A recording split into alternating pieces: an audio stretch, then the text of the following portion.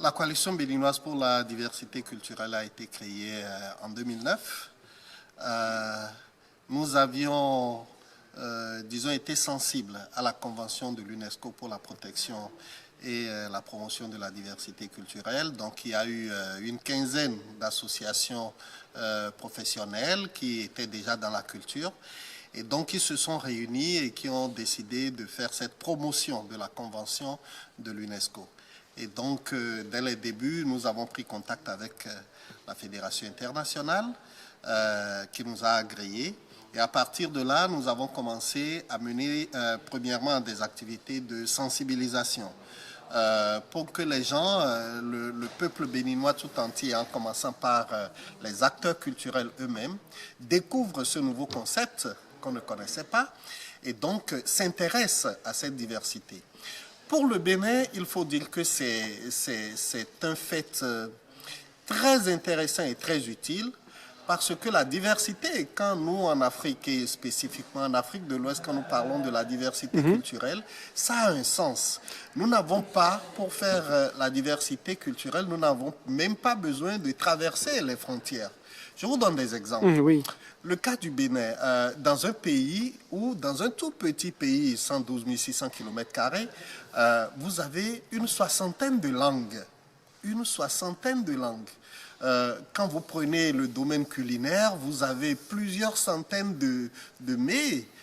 Donc, les peuples se côtoient, sont ensemble, mais dans le fond, ils ont des pratiques qui sont très divergentes.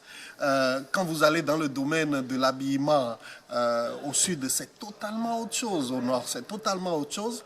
Et donc, nous avons commencé à organiser des événements et des activités qui réunissent toute cette diversité culturelle, que ce soit dans le domaine des langues, que ce soit dans le domaine de l'habillement, que ce soit dans le domaine culinaire, etc., etc., pour montrer que, in fine, nous sommes tous les mêmes et que nous nous rejoignons toujours quelque part.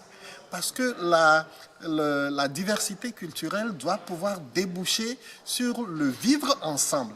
Le fait de pouvoir rester ensemble en paix, sans dire « bon, l'autre est différent de moi », chacun apporte la richesse de sa culture et c'est ça que nous essayons, disons, de développer à travers nos programmes.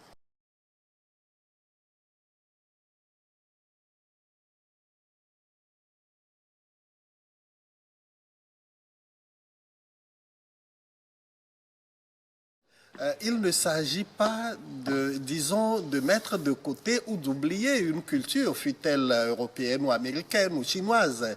Il s'agit de commencer à apprendre à nous connaître nous-mêmes. Parce que l'Afrique en général a ce petit déficit. Nous avons été à l'école européenne, nous avons appris les langues européennes, nous avons appris la musique européenne, etc., etc. Il s'agit aujourd'hui de découvrir nos propres richesses dans tous ces domaines-là. Et à la table de la mondialisation, il faut que l'Afrique apporte ce qu'elle a de chaleur, enfin, dans tous les domaines, il faut que nous puissions désormais participer aux côtés des autres nations. Parce que les autres nations, bon, c'est parce qu'elles essayent, disons, de développer leur propre culture, qu'elles veulent que cette culture aille au-delà de leurs frontières. Mais nous aussi, en essayant de nous connaître et d'aimer ce que nous sommes, ce que nous produisons, notre façon de vivre, notre façon de penser, il faut que nous enrichissions la culture mondiale de cette richesse-là.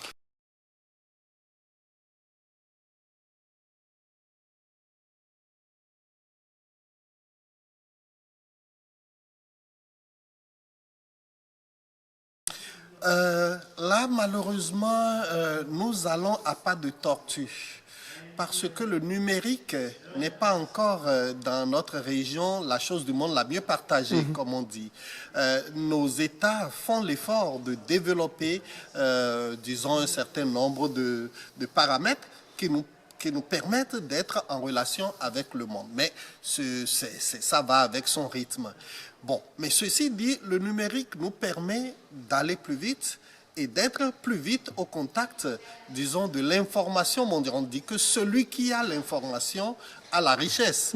Si vous n'avez pas l'information, vous restez dans votre coin, vous ne sortez pas. Aujourd'hui, aucun peuple ne peut se passer du numérique. Si vous voulez, disons, participer à la mondialisation, si vous voulez être présent sur les plateformes internationales, il va falloir forcément passer par là. Par exemple, notre langue, la langue que je parle et qui en principe ne dépasse pas les frontières de 5 millions de personnes, nous avons essayé, disons, de faire en sorte que cette langue-là il soit possible de la repérer sur Internet, par exemple, qu'il soit possible disons, de l'écrire, parce que ce n'était pas une langue écrite, qu'il soit possible de l'écrire, de l'enseigner, etc. Et désormais, lorsque vous allez sur Internet et que vous tapez le fond, que vous puissiez, disons, savoir ce que c'est.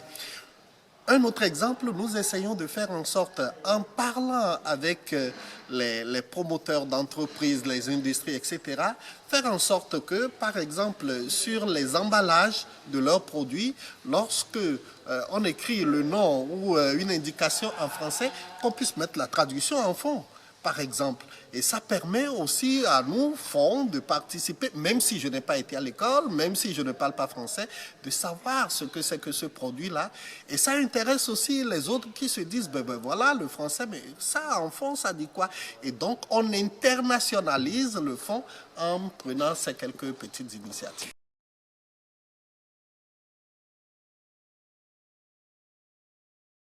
Bon, malheureusement, le Bénin n'a pas encore bénéficier du fonds qui a été mis en place pour la diversité culturelle. Mais ceci dit, nous, en tout cas, en tant que coalition nationale au Bénin, nous travaillons beaucoup avec le ministère en charge de la culture qui nous appuie financièrement et techniquement. Et nous, au niveau des ressources humaines, nous fournissons le maximum et essayons de mener nos activités. Mais je dois dire que le prochain défi, c'est incontestablement le défi du numérique. Il faut forcément être sur la plateforme mondiale et faire en sorte que la culture béninoise, les cultures béninoises,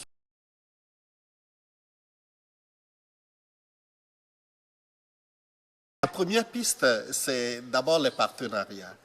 Par exemple, nous avons créé une école, un institut que nous appelons Institut de musique et de chant choral pour le Bénin et le Togo. Donc, deux pays se sont mis ensemble pour créer, parce que quand vous êtes dépassé, vous vous mettez en partenariat.